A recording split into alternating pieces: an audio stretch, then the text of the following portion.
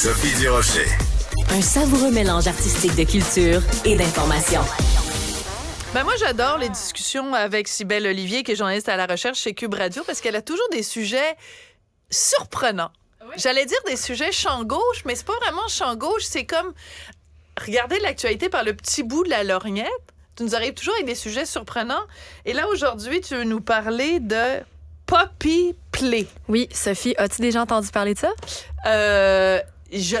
Ces mots-là, dits comme ça, non. Mais j'ai l'impression que le concept, oui, j'en ai déjà entendu parler, mais j'ai jamais entendu les mots Poppy Play mis ensemble. Ben, on va découvrir ensemble ce que c'est. Je me suis plongée là-dedans parce qu'en fait, c'est parti de l'écoute de moi et de certains collègues du podcast Sexe Oral. Et un des invités récents est un adepte du Poppy Play. Et Sexe Oral, il faut le rappeler, c'est diffusé ici. Oui, on peut le retrouver sur Cube Radio, tout voilà. à fait. Et donc, c'est un podcast qui se concentre sur la sexualité exploitée selon à peu près tous les angles qu'on peut penser. Ouais. Bref, il était là et c'est un épisode qui a suscité discussion, mais aussi inconfort autour de la table. Et quoi de mieux que l'inconfort? Ben, comment on règle ça, l'inconfort? Ben, on se renseigne. On le confronte. C'est ce que j'ai fait. Et il y a cette fascination qu'on a autour de l'étrange, du bizarre, et je me permets d'utiliser ces termes-là parce que les adeptes du Poppy Play savent que c'est bizarre, que c'est étrange, mais quand c'est pas utilisé de manière péjorative, ils l'assument complètement. Ils savent que ce qu'ils font, ben c'est hors norme. Alors, c'est quoi le Poppy Play? Bon, on va finir par y arriver. C'est quand une personne se comporte comme un chien, principalement comme un chiot, mais qui est déguisé, qui va porter un masque et une queue. Ce sont les éléments principaux. Ouais, en fait, une queue, il y en a souvent quand même dans les rapports sexuels, mais dans ce cas-là, c'est un accessoire rajouté. Tout à fait, un accessoire rajouté. Il y a deux manières de l'avoir. Tu peux l'avoir en butt plug, qui est vraiment une queue que tu peux insérer dans la cavité anale de ton partenaire, qui est une queue de chien, ou sinon un harnais avec une queue dessus. Bref, ça, c'est pour vous donner l'idée. Et en fait, la personne vient je suis déjà mal à l'aise, personnifier le chien.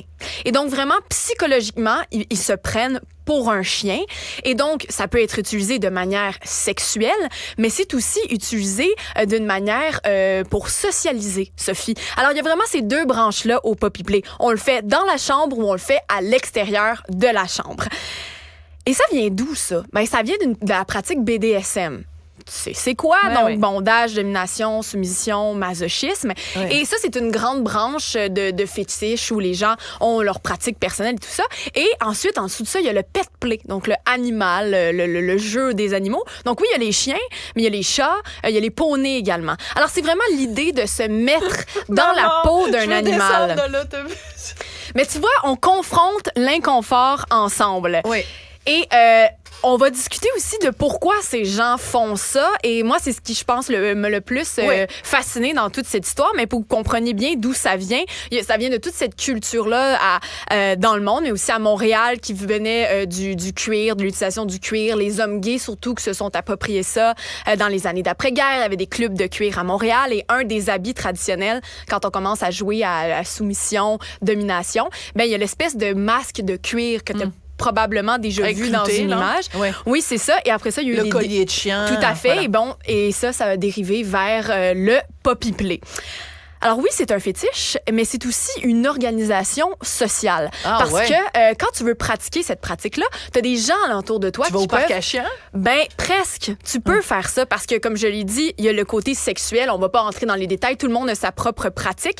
Mais une personne va jouer le poppy, va jouer le chiot et va avoir son maître aussi. Ça, c'est la relation, si tu veux, de base entre deux personnes. Alors, tu trouves ton partenaire de jeu comme ça, mais après ça, il y a des meutes qui se créent aussi, que tu peux comparer à un cercle social d'amis. Alors, imagine-toi la fin de semaine, toi, ton party, ben, c'est un party de poppy. Donc, il y a une gang qui est déguisée en chien, puis il y a une gang qui sont vos maîtres et qui vont vous donner des ordres, qui vont vous demander d'agir d'une certaine façon, selon des règles pendant ce temps-là, préétablies. moi, je suis en train de lire Camus. Bon, chacun son plaisir dans la vie. C'est ça. Eux, c'est ça, leur plaisir. Je dis pas qu'il y en a un qui est meilleur que l'autre. Hein. Tous les goûts sont dans la nature. Ben oui, surtout. Puis non seulement ils vont utiliser ces moments-là pour socialiser, parfois les gens vont vraiment décrire leur façon de faire comme ils vont se promener à quatre pattes, ils n'auront pas le droit de parler, ils vont seulement japper, ils vont aller chercher la balle.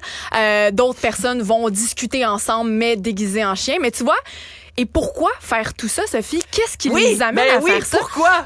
Voilà, on me demande bien. Tout le monde se demande, je pense que c'est la grande question. Et la majorité des témoignages disent qu'en fait, c'est une façon d'échapper au quotidien. C'est une thérapie. Ça, c'est sûr que ça t'échappe dans le quotidien, mais ça, oui, mon parce homme. que quand ils rentrent dans leur zone de poppy, ils sont complètement détachés de la société, de leur rôle d'humain, de leur petit discours intérieur. Et c'est une manière pour eux de relaxer.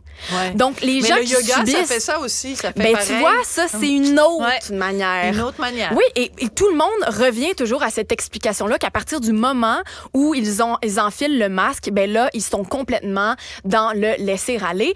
Je vous ai parlé, justement, du podcast. Ouais. Je vous laisse une personne qui le pratique, il s'appelle Tosa, vous expliquer lui-même c'est quoi la zone psychologique lorsqu'il est c'est un dalmatien ou c'est un bichon maltais? Sophie, tu as le droit de choisir la race de chien qui te représente. Je te laisse penser à la tienne. Moi, personnellement, je serais un pitbull, ça me paraît évident. Voilà. Un pitbull gentil, par contre, qui attaque pas les gens. Mais tu pourrais. Alors, on écoute. Quand on me cherche, on me trouve. Tosa, qui nous explique dans le podcast à quoi ça ressemble être un poppy. Tout à fait. C'est ce qu'on appelle le pop sono, le headspace, qui vient que ça. Puis je dirais que l'headspace, c'est le pourquoi qu'on pratique le poppy play. C'est vraiment déconnecter du quotidien, de notre travail, de notre stress, puis ça nous libère. On n'a pas besoin de... Je dirais que ça enlève les inhibitions sociales. On n'a pas peur que l'autre te juge. On peut juste... Je pourrais monter sur la table, me mettre juste sur le dos, puis me laisser aller, puis je m'en foutrais un peu, tu sais. C'est une des raisons pourquoi ils vont dans des podcasts comme ça, qu'ils veulent en parler. C'est d'enlever tout le côté honteux que les gens peuvent penser que ces personnes-là vivent, alors que pas du tout. Ils sont bien ensemble, ils font des jeux, ils ont beaucoup d'événements à Montréal où ils invitent les gens.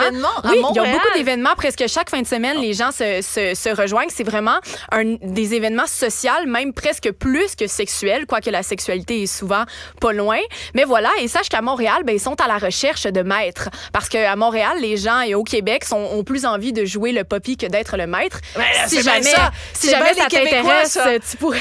Non, pars-moi pas là-dessus, Mais bref, tout ça dans l'idée, j'ai l'impression de combler un certain vide et c'est comme ça que le monde a fait. Et tu me disais, donc, tu me demandais au début, est-ce que j'étais au courant que ça existait? Je savais pas que ça s'appelait Poppy Play, mais mon mari, Richard, a déjà fait au Franc-Tireur un reportage dont il se fait encore parler aujourd'hui, alors que les Francs-Tireurs, c'est terminé depuis longtemps, et il était allé tourner comme ça chez des gens, monsieur et madame, qui avaient un ami qui venait puis qui se mettait en chien, puis là, il était là, puis il se promenait, puis il avait son petit costume de chien. C'est Marc, la fin de semaine, une fois de temps en temps. C'est ça. C'est ça qu'il fait. Au lieu d'aller au Costco, il fait du Poppy Play. Chacun ses plaisirs. Pourquoi pas? Chacun ses plaisirs. Mais ici, Pitbull du Rocher qui vous dit merci beaucoup d'avoir été avec nous. Toi, tu serais quoi comme chien, Cybèle? Je vais y aller pour ma paroisse, je dirais berger allemand. C'est ma race de chien préférée, mais je suis pas vraiment adepte de ça. Sophie, je suis plutôt une observatrice. Je te demandais pas trop de détails sur ta vie personnelle, Cybèle Olivier, journaliste à la recherche chez Cube Radio. Merci beaucoup à Tristan Brunet-Dupont à la réalisation, Audrey Robitaille et Marianne Bessette à la recherche. Wouf, wouf, wouf, wouf, wouf. Wouf, wouf, wouf, wouf, wouf. À demain. Cet épisode est maintenant disponible en balado et vidéo sur la plateforme Cube, via l'application ou le site cuberadio.ca.